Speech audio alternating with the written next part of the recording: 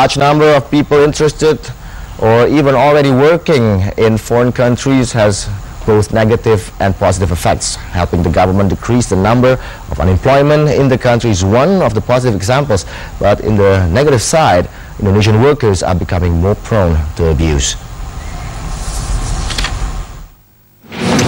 Indonesia is one of the countries that deploys the world's largest migrant workers across the world.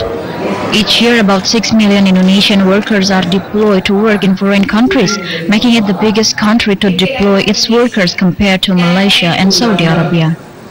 Mistreatments that these workers oftentimes experience range from physical abuse, unpaid salaries, sexual molestation, to human trafficking.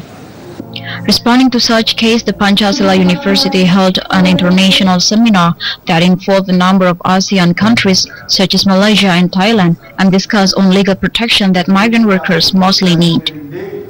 On legal protection, we are aware that Indonesia has good relations with other countries such as Malaysia, China, Hong Kong and the Philippines. But at the same time, we oftentimes must face the fact that our workers are victims of mistreatments. We hope that this seminar will help answer about what legal protection that we can give to our workers. We cannot deny that the legal protection in Indonesia is not really strong.